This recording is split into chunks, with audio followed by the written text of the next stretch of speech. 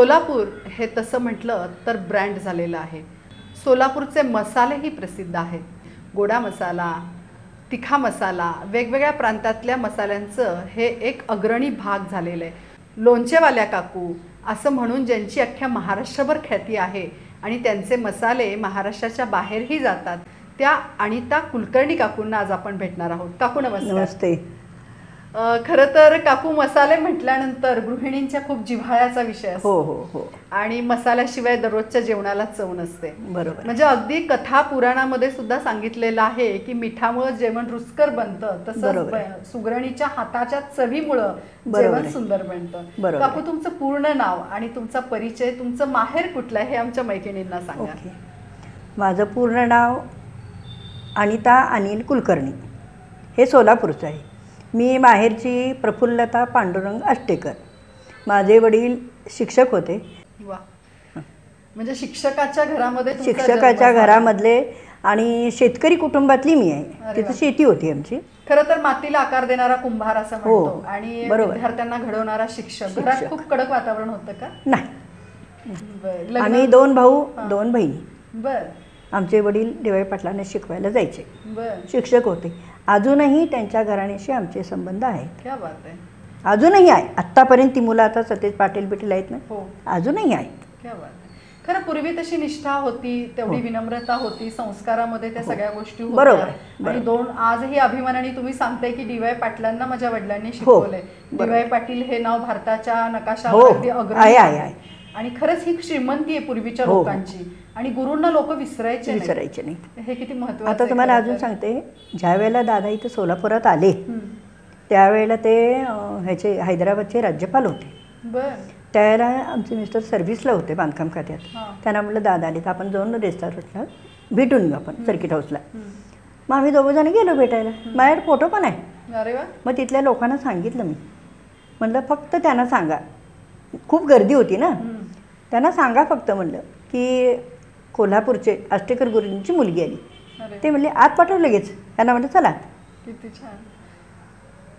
आपली जी जुनी ओळख आहे, एवढ्या मोठ्या पदावर माणूस आहे, का आपण जाऊ नये? आपण साधे आहोत, आहे की नाही? खरं, अगदी खरं. हे साधेपणच तुमचं खूप लोभस आहे, मोहक आहे, म्हणूनच आज मी तुमच्या भेटीला आलेली आहे. खरं तर तुमच्याकडे पाहिल्यानंतर मी रिचार्ज झाले. म्हणजे मला एनर्जी आली की ह्या वेळात तुमचा उत्साह किंवा तुम्हाला जे काही पुरस्कार मिळालेले आहेत त्याची खरं म्हणजे कौतुक आहे की स्वतःला तुम्ही या क्षेत्रामध्ये, म्हणजे हा जर रोड बघितला तर बाजारपेठ आहे, इथं अख्ख्या महाराष्ट्रात लोकांची वर्दळ असते. आणि दुकानामध्ये उभारून एक बाई मसाले विकतीये. खरं ग्रेट आहे. रणरागिणी आहात तुम्ही खरं तर आमच्यासाठी. एक सांगू का, मी सुनलाई तेच घडवायला आले. क्या बात आहे. होय की नाही? खरं, अगदी. अशी आई आणि अशी सासू ज्या घरात असेल ते घर अगदी सर्वोच्च पदावर असतं खरं तर, म्हणजे सर्व अग्रणी असतं खरं तर. हे पहिलं माझ्या सासूचं हे सासू म्हणून मी उभारलेली. क्या बात आहे. त्या जरी नसल्या तरी त्यांची शिकवण, मी काही तिथे शिकले नव्हते माहेरी, मी इथं आल्यावर शिकलेले त्यांच्या हाताखाली. त्या पहिला काय त्रास झाला, तो त्रास आपल्याला बाकीच्यांना होऊन खूप त्रासात गेले. खरं, पूर्वीचे दिवसही तसेच होते. अगदी उमराच्या बाहेर जायचं नाही. आणि तुम्ही आज आईच्या ऐवजी सासूचं नाव घेताय, म्हणजे खरंच सॅल्यूट आहे, सलाम आहे तुमच्या या, की बाबा अशा सुना ज्या घरामध्ये असतील ते घर मला वाटतं की गोकुळ असेल असं मला वाटतं. आज हे अश्रू जे आहेत काकूंच्या डोळ्यातले ते समाधानाचे, आनंदाचे आणि कर्तृत्वाचे आहेत.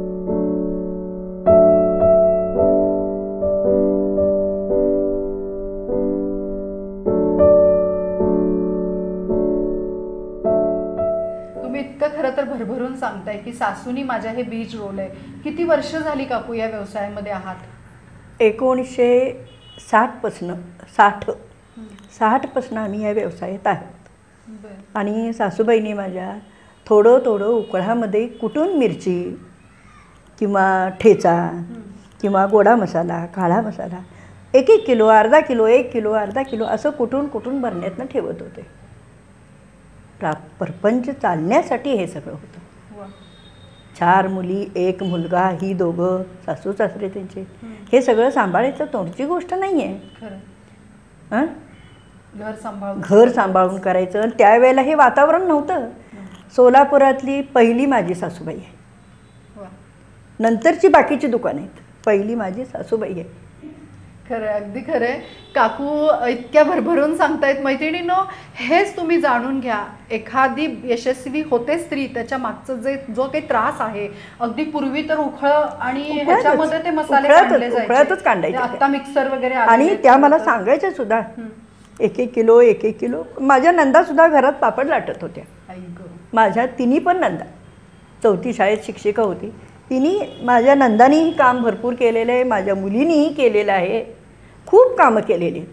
आणि नंतर जसं मोठं झालं दुकान, तसं सासऱ्यांनी ज्या कामासाठी बायका ठेवलेल्या होत्या कामासाठी, त्यांच्या आता सुना आणि मुली, मी त्या बायकांना सोडलेलं नाही. कारण का, त्यांच्या हाताखाली बघून बघून मुली सुना शिकलेले आहेत, त्या म्हाताऱ्या झाल्या, काही गेल्या, पण काही ज्या आहेत त्यांना मी अजिबात सोडलेलं नाही. त्यांच्या मत्तीशिवाय मी उभा राहू शकत नाही. खरं, सोलापुरातला माझा ब्रँड हा पहिला होता हे अभिमानाने सांगताना 1960 पासून आज 2022 पर्यंत झालेल्या जडणघडणीमधला हा इतिहास आपण ऐकत आहोत. माहेरचं वातावरण तर वडील शिक्षक होते, वातावरण वेगळं होतं, शेतकरी होतं, आणि सासरी आल्यानंतर सासूबाईंनी हा जो पसारा करून ठेवलेला होता मसाल्यांचा, असं वाटलं का की त्यांना आपण सहकार्य करावं, किंवा काय आता हे झंझट आहे, कारण ते काम खूप किचकट आहे, इतकं सोपं नाहीये. तर ते कसं शिकलात आणि मग आवड कशी निर्माण झाली? एक सांगू का तुम्हाला, माझे मिस्टर बांधकाम खात्यात सर्व्हिसला, आणि इथं एवढा मोठा पसारा, आमच्या सासऱ्यांनी कैऱ्या आणून टाकले की भिंतीवरतीपर्यंत लागायचं, इतके कैऱ्या. आणि शेजापाजारच्या बायका, कोण बायका सगळ्या चिरायला, घरात स्वयंपाक करायचा नाही, सगळ्यांनी वेळ्या घेऊन बसायचं. अजून त्यांचीच वेळी माझ्याकडे आहे, पोलादाच्या वेळ्या त्यांनी करून घेतलेल्या. घरी आम्ही दिवसभर उठं चहा झाला की कैऱ्या चिरायला चालू. मला वाटायचं कशाला बाई हे किचकट कसलं काम आहे, पण ते दररोज बघून मलाही सवय झाली. म्हटलं काय हरकत आहे, नोकरीपेक्षा छान आहे ना, हां, घर सांभाळून करता येतं. नोकरीला वेळेवर जावं लागतं, हिला काय, इथं काय वेळ नाही, वेळ मिळाला की चिरत बसायचं, काय हरकत आहे करायला. मग हे बघून मी शिकले, त्यांचं बघूनच मी शिकले. लोकांचा प्रतिसाद कसा होता? लोकांचा प्रतिसाद तुम्हाला सांगू का, अडचणी या खूप येतात, अडचणीवर मात करून पुढं जाईल तो यशच. कारण का, लोक बोलणारी पण तेवढीच असतात, म्हणणारी पण तेवढीच असतात. हां, ठामपणे उभं राहिलं तर पुढचा व्यवसाय आहे. आम्हाला सुद्धा व्यवसायामध्ये खूप त्रास झाला मुलाला आमच्या. खूप लोक म्हणले कशाला काढायला आले तुम्ही हे असलं काढू नका म्हणले, दुकान इथं चालणार पण नाही. मग मुलगा मला म्हणला सुद्धा, आई मला असं काय करायचं आहे, दुकान काढायचं आहे, मी मोबाईलचं काढू कायचं. आम्हाला हे व्यवसायातली माहिती आहे, मी बघितलेली. तू लोणचे पापडाचा व्यवसाय चालू कर. आजोबांनी त्या व्यवसायावर 4 मुलींची लग्न, 1 मुलाचं लग्न त्या व्यवसायावर केले. मग एवढ्या व्यवसायावर तुम्ही एवढं करू शकता, मग आपण करायला काय हरकत आहे? हां, मी आहे की मत्तीला तुझ्या. पण एक तू म्हणशील मी BBA झालो आहे, मी काय झाडणार नाही पुसणार नाही, सगळी कामं तुला केली पाहिजेत. मी कामाला कोणी ठेवणार नाही, मी पाहिजे ती मदत करते. तुला हातात झाडूसुद्धा घ्यावा लागेल, करतो म्हणला. क्या बात आहे. अजून काय पाहिजे? खरं, तुम्ही ठामपणे उभा राहिलात, त्याचं हे चित्र आहे. ठाम मुलाला उभा करणं भागच असतं आपल्याला. हां, कारण का, मुलं इकडे पळायचंच वय असतं, पण तिथं उभा करणं आईला गरजेचं असतं. BBA झालेला मुलगा हा मसाल्याचा व्यापार सांभाळतो. हे मसाले कुठे कुठे जातात आपले? मसाले आमचे औरंगाबादला जातात, गोंदियाला जातात, मुंबईला जातात, पुण्याला जातात, जर्मनीला जातात, अमेरिकेत जातात, कोल्हापूर, सांगली, सातारा, कराड, म्हणजे गल्लीपासून दिल्लीपर्यंत, जालना, दिल्लीपासून अमेरिकेपर्यंत जातात. वा, क्या जातात. मसाल्यामध्ये किती प्रकार आहेत आता सध्या आपल्याकडे? मसाल्यामध्ये तुम्हाला सांगू का, पहिलं काम म्हणजे कच्चं जर व्यवस्थित झालं तर पक्कं चांगलं होतं आहे. कच्चं म्हणजे काय, जे धने काढलेले असतात ते कुठेही वाळत टाकलेले असतात, त्यातनं खर जाता कामा नये. खर गेली की आपलं गिऱ्हाईक होणार नाही. मग त्यासाठी ती काळजी घेणं आपलं गरज आहे. मग त्याला चांगलं भाजणं, चांगलं निवडणं, आडसणं, चाळणं ह्या पहिल्या कच्च्या कृती आहेत. ते पूर्ण झाल्याशिवाय तुम्ही भाजू शकत नाही आणि भाजल्याशिवाय तुम्ही दळून आणू शकत नाही. ही कच्ची कामं झाली पाहिजेत. आणि वापरताना मसालेसुद्धा चांगल्या प्रतीचे वापरायचे. आम्ही इंदोरी धने वापरतो. दुसरी गोष्ट लवंग म्हणा, वेलदोडा म्हणा, जंगली वेलदोडे, परत बदाम फूल, परत दालचिनी, तमालपत्र, ही जी सगळे गरम मसाले आहेत हे सगळे चांगल्या प्रतीचे घेतले तर वास पण चांगला येतो. हलक्या प्रतीचे घेतले की वासही हलका येतो. चांगल्या प्रतीचे घेऊन चांगल्या लोकांना द्यायचं. लोकांना जे आम्ही पण तेच वापरतो घरी. आमच्यासाठी वेगळं नाही, आम्ही तेच वापरतो. आम्ही किती काळ टिकतात केलेले मसाले? मसाले मस्त वर्षभर टिकतात. आम्ही काय करतो एक सांगू का तुम्हाला, ताजी आमटी भाजी आणि शिळी आमटी भाजी ह्यात जो फरक आहे तो मसाल्यामध्ये. ताजा मसाला एक 2-4 दिवसासाठी केला ना, एक 25 किलोचा मी मसाला करते. 2 दिवसासाठी फक्त करते मी. कारण का ताज्याचा वास वेगळा येतो. आणि जसा जुना होईल ना तसा मसाला टिकतो. काय त्याच्यात ओलसरपणा नसतो, त्यामुळे काय होत नाही, पण त्याचा वास जातो ना. जास्तीत जास्त आम्ही ताजाच करायचा प्रयत्न करतो. 2 दिवसाच्या वर 3ऱ्या दिवशी मी मसाला ठेवत नाही, मी लगेच दुसरा करते. बरं. यात किती महिलांना आता काम मिळाले? आता नाही म्हटलं तरी 15-20 बायका आहेत. बरं. आता पावसाळ्यात आता माझ्याकडे बायका नाही आहेत. हो. कारण काय सांगू, ऊन असेल तर आमची कामं, हां. ऊन नसेल तर काम कसं असणार तुम्ही सांगा.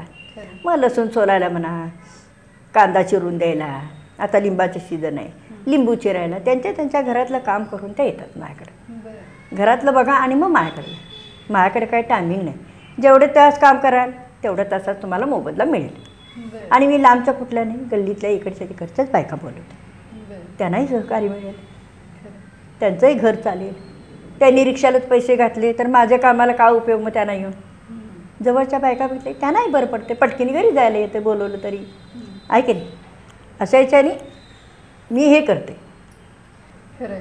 अमेरिकेतून जर्मनीतून जेव्हा ऑर्डर आली, फोन आला किंवा तुम्हाला कळलं तेव्हाच त्यावेळेची प्रतिक्रिया काय होती? तेव्हा काय वाटलं? त्यावेळेला आम्हाला खूप आनंद झाला की हे मसाले एवढं लोक मागायला लागलेत. मुलगा म्हटला काय करायचं? काय नाही म्हणलं, द्यायचं म्हणलं करून. लोक घेऊन जातात, पाठवून देतात, काही हरकत नाही, छान करून द्यायचं, एवढंच आमचं हे. खरं. आम्हाला हव्यास कशाचाही नाही, तुम्हाला सांगते. पेपरमध्ये यावं, ह्याच्यामध्ये यावं, अजिबात नाही. आपलं काम आणि आपण. कामामध्ये मी तुम्हाला सांगू का, इतकी रमून जाते ना. सकाळी 8-8:30ला मी खाली गेले ना, 11-11, 12-12 वाजेपर्यंत मी दुकानातच खाली असते. मला अतिशय त्याच्यात आनंद मिळतो. त्याच्यामधनं तुम्हाला सांगू का, संध्याकाळच्या वेळेला मी सुनबाई खाली असतो आम्ही, तर त्याच्यातनं बायकांची ओळख होती, माहिती होती. आम्ही हळदी कुंकूसुद्धा मी तिथंच करतो, तिथंच खाली घेऊन जाते मी. अरे वा.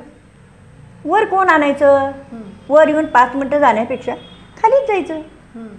हळदी कुंकू फुटाणे सगळं घेऊन जायचं, गुळ सगळं घेऊन तिथंच कुंकवाचं करंट आहे, तिथंच लावायचं, तिथंच द्यायचं, बस.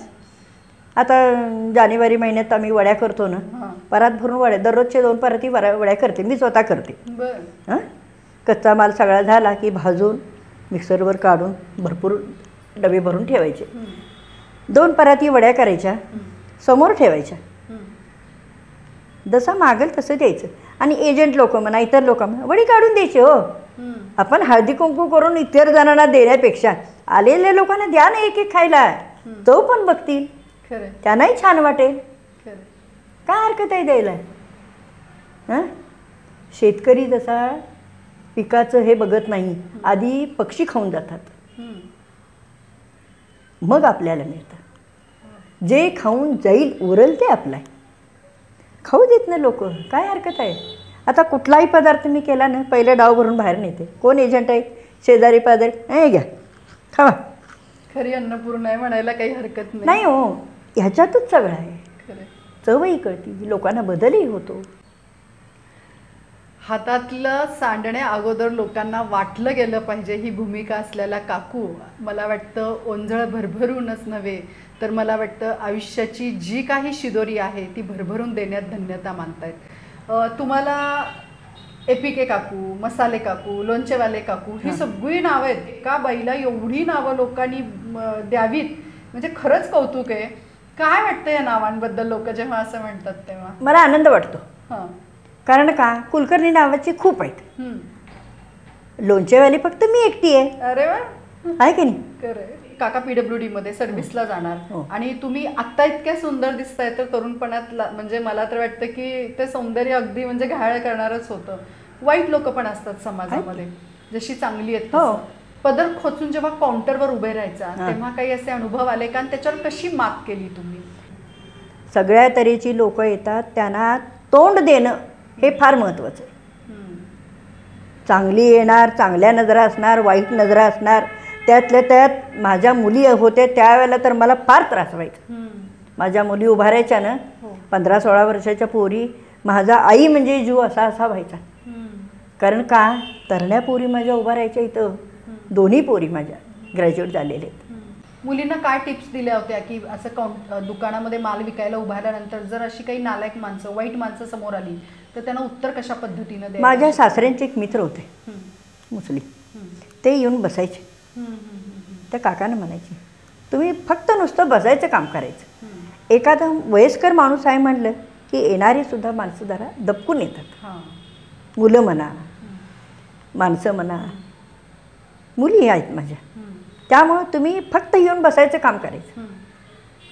ते येत होते बरं का, जवरगी म्हणून होते. ते येऊन बसायचे, मुलींच्यावर लक्ष ठेवायचे. आणि मी घरात माझ्याकडे सासू सासरे सगळं घरात उरकून मग मी इथं यायची 1-1.5 वाजता. त्यामुळं काय व्हायचं, ते असायचे त्यामुळं मला काळजी नसायची. पण आतून कुठेतरी मला त्रास होत होता आई म्हणून. कारण का तरुण मुलीनं सांभाळणं फार अवघड असतं. ती जबाबदारी असते. पण तुम्ही त्यातनं तावून सुलाखून बाहेर पडलात हे खूप महत्त्वाचं. 2-3 गोष्टी अजून प्रामुख्याने मी त्या प्रकाशामध्ये आणायचा प्रयत्न करते की आमच्याकडं आता बाजारात मिळणारे मसाले खूप मिळतात वेगवेगळ्या कंपनीचे.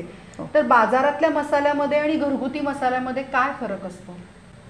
घरगुती मसाला हा जो असतो तो 2-2 दिवसाला 4 दिवसाला ताजा केलेला असतो. त्याची चव किंवा वास त्याचा राहिलेला असतो. आणि बाजारी मसाले जे असतात ते केव्हा पॅक केलेले असतात. त्यामुळं काय होतं, त्याचा वास आता लगेच येतो पण ताज्यासारखा नसतो. कारण काय त्यात काय घातलं आपल्याला माहिती असतं का? नाही. आणि ह्यात कसं तुम्ही काय घालता ते तुम्हाला कळतं ना. तुम्ही काय करता, काय घालता, आहे की नाही. सगळे प्रकार आपण त्याच्यात घालायचे. एक बरणी, एक 5 किलोची बरणी भरली की वर्षभर छान जातं आहे तुम्हाला. छान मसाले होतात. खोबरं, आलं, लसूण, कोथिंबीर, कढीपत्ता सगळं छान घालायचं आणि भरपूर घालायचं. तुम्ही बाकीच्या भाज्या नाही खावा, एखाद्याला काय नसलं तर नुसतं मेथकूट आणि मसाला घेऊन जरी खाल्लं बास होते. आम्ही गिऱ्हाईकांना सुद्धा सांगतो मेथकूट म्हणजे काय. मी म्हणलं त्यांना नुसतं भातावर घेऊन खायचं नाही येते, पोह्यावर लावता येतं, चिरमुऱ्यावर लावता येतं. मेथकूट घ्यायचं, त्याच्यावर थोडं काळं तिखट घालायचं, थोडंसं मीठ घालायचं, तेल घालून अतिशय सुंदर 1 चपाती ठिकाणी 2 चपात्या तुम्ही खाऊ शकता. कारण का ते तसं त्याच्यात आहेच हो. भाज्याच पाहिजे असं काही नाही. ह्या साध्या साध्या कृती आहेत, प्रेमाने केलेली असतात. आता मला गिऱ्हाईक किती वेळा म्हणतात आमच्या आईची आठवण आली बघा मेथकूट बघितलं. अहो आम्हाला ही शेवया बघितल्यावर आमच्या आईची आठवण आली बघा. सांडगे हल्लीच्या पूर्ण सांडगेच येत नाही. मला आम्ही आहे की त्याच्यासाठी. मटकी, मूग, हरभऱ्याची डाळ, लसूण, कोथिंबीर, तिखट, मीठ घालून आम्ही सांडगे घरी बनवून घेतो. एका वेळेला 25 किलोचे सांडगे करायचे. 2-3 बायका लावायच्या, सांडगे करून घ्यायचे. कडक वाळले खाली आणायचे. मग विचारतात ह्याची आमटी कशी करायची, भाजी कशी करायची. पण ते असंच करायचे नाही म्हणलं. ते ज्यांना माहीत नाही त्यांना मी कृती पण सांगते, असं करा म्हणलं. ते छान करतात. मग परतच्या वेळेला नेतात, काकू अजून थोडे द्या. आमची आई करायची, फार सुंदर होतं. बाजरीचे सांडगे, कांद्याचे सांडगे, बरोबर आहे. त्या माणसाने आईच्या हातचं खाल्लेलं असतं, त्यांना आता ती चव मिळत नाही. आणि आता काय फवारण्या मारून सगळं अन्नाचं हे झालेलं आहे. काही चवीचं राहिलेलंच नाही.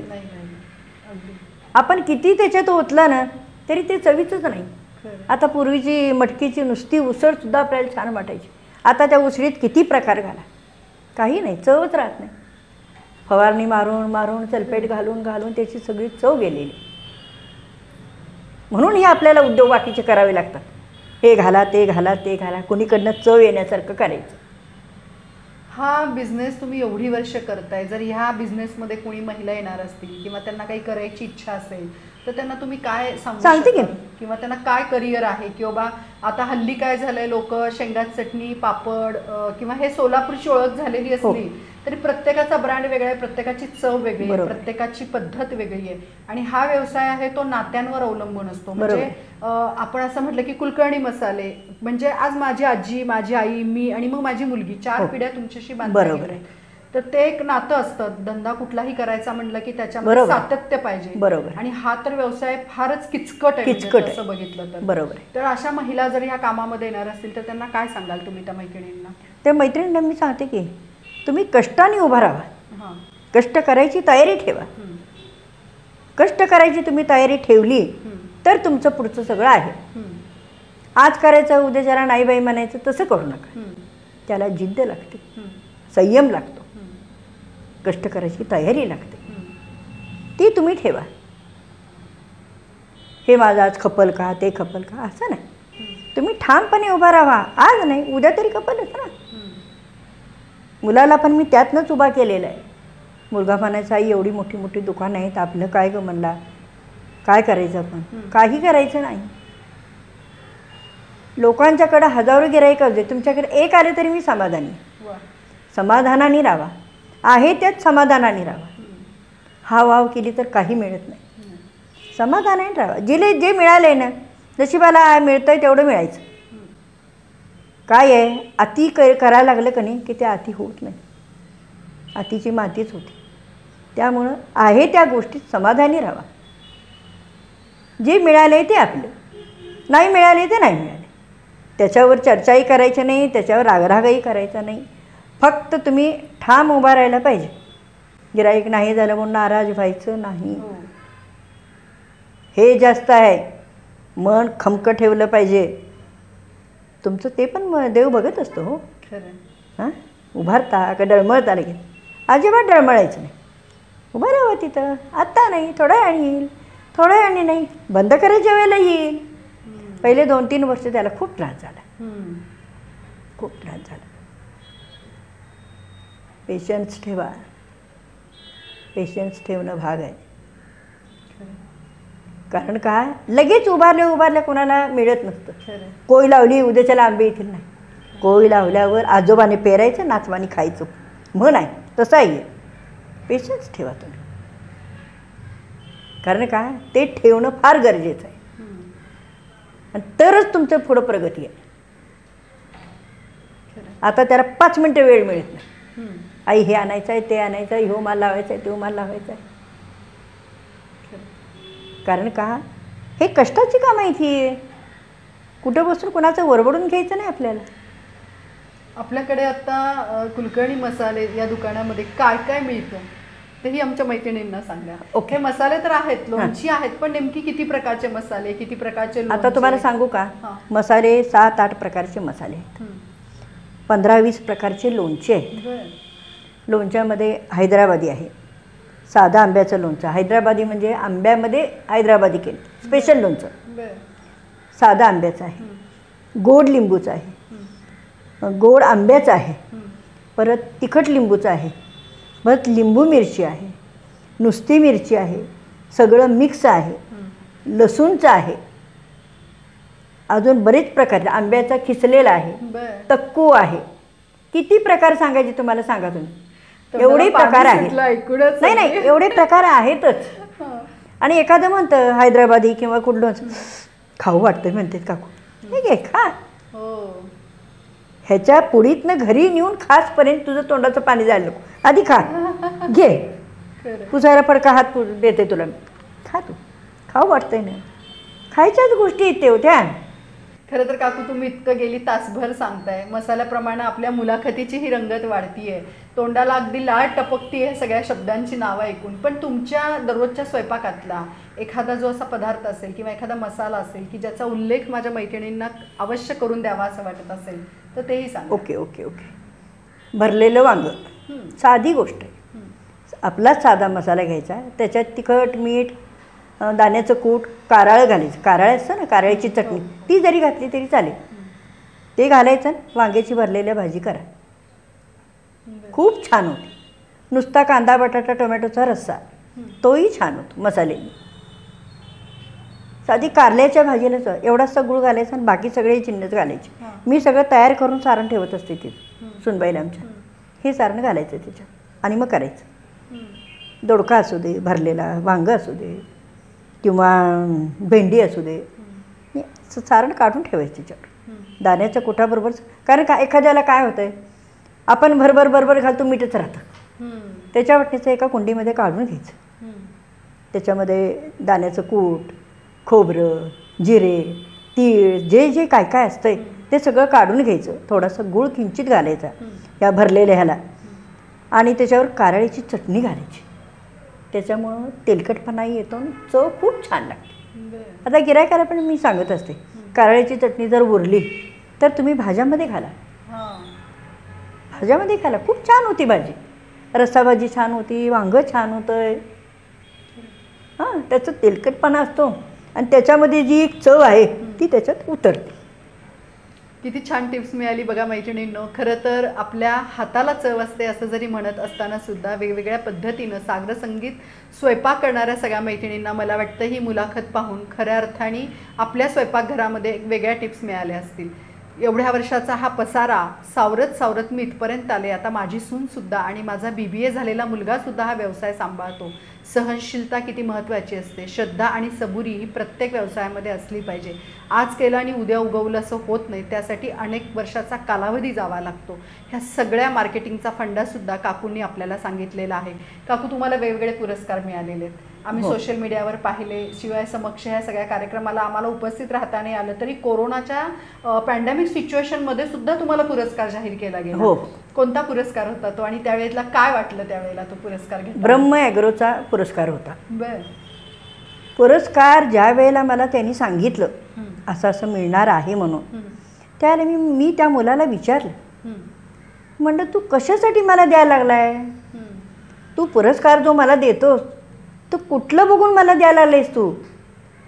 काकू म्हणला, आज 25 वर्ष झाली म्हणला माझी तुमची ओळख झाली, तेव्हापासून मी तुम्हाला बघतोय. म्हणलं मी 44 वर्ष झाली इथं आहे, पण म्हणला तुमची माझी ओळख होऊन 25 वर्ष झाली. तेव्हापासून मी तुमचे कष्ट बघायला लागलो आणि तुम्ही आता कशा दिमाखात उभारताय तेही बघायला लागलो. मग तुम्हाला द्यायचं आहे, नाही तर कुणाला द्यायचा हो म्हणली पुरस्कार. हां, म्हणून मुलांनी बाहेर फोटो करून लावलाय. हो, अगदीच अभिमान. आई म्हणला, मला तुझा बाहेर फोटो करून लावायचा आहे. म्हटलं काही हरकत नाही, पण तुम्हाला सांगते पुरस्कार ज्याला मिळाला हे सगळं करायला माझ्या मिस्टरांचा पाठिंबा भरपूर आहे. तेही पाठीमागं नाही आहेत बरं का, ते काही करायला नाही म्हणत नाहीत, करा म्हणतात. तर तुम्हाला सांगते पुरस्काराच्या याला मिस्टर, माझी मुलगी दीप्ती, मुलगा, आम्ही दुकान बंद ठेवून गेलो. सुनबाई म्हणली लहान बाळ आहे, ऊन आहे, मी काही येत नाही. बरं. घरी आल्यानंतर तुम्हाला सांगते काही कौतुक करायच्या ठिकाणी केलंच पाहिजे. सुनबाईने माझं एवढं मोठं स्वागत केलं, तुम्हाला सांगते खरोखर मानण्यासारखं आहे. आत म्हणजे पाठीमाने या पाठीमानं काही आहे बोलवायला आली ती. पाठीमध्ये दुकान बंद आहे. म्हणजे दुकान बंद आहे ग, मी पाठीमध्ये 2 दार आहेत आम्हाला. पाठीमग इकडनं समोरनं आले. चप्पल काढल्यापासून दुकानातनं आत प्रवेश केल्यापासून वरच्या जिन्यापर्यंत तिने माझ्या मुलींनी दोघींनी ठरवलेलं होतं काय काय करायचं ते. आणि फुलांच्या पायघड्या घातलेल्या होत्या आणि भिंतीला पोस्टर लावलेले होते. मी येसपर्यंत तिने एवढे, म्हणून म्हणलं तू आली नाहीच माझ्याबरोबर. हां, किती छान तुम्ही सांगा. दारात आल्यानंतर वरती आल्यानंतर मुलीने तिने कुरवंडी करून मला आत घेतली. मग मिस्टर म्हटले आज संध्याकाळचा स्वयंपाक करे, मी आज बाहेरनं डबा माझ्याकडनं मागवणार आहे.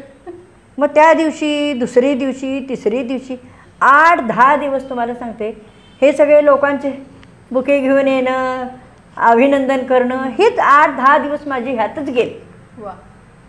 कष्टाचं फळ जे म्हणतात ना त्याला हे म्हणतात.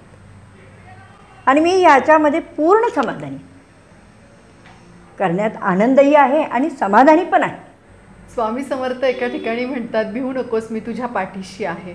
परमेश्वरानंतर जर आई वडिलांचे अनंत उपकार आपल्यावर आहेत आणि म्हणून मला वाटतं ही सोन्यासारखी माणसं आज माझ्या आजूबाजूला आहेत, म्हणून माझं आयुष्य तुमच्यासारख्या सर्वांच्या सहवासाने सोनेरी होते. तुमचे आशीर्वाद मला मिळतच आहेत आणि या सगळ्या सख्यांना भेटून तुमच्यासमोर आणताना एकच आनंद आहे की मैत्रिणींनो, सोलापूरमध्ये काय आहे असं म्हणणाऱ्यांना हे खूप मोठी चपराक आहे किंवा मला वाटतं हे खूप मोठं देणं आहे सोलापूरचं. आणि ह्याच मुलाखतीच्या माध्यमातून वेगवेगळ्या क्षेत्रातल्या महिलांना आपण भेटत आहोत. खरं तर या चॅनलवर येऊन तुम्ही या चॅनलची लज्जत वाढवली असंच मी म्हणेन. त्यामुळे शतशः धन्यवाद. कृष्णारी. मसालेदार मुलाखत आवडल्यास लाईक करा, शेअर करा.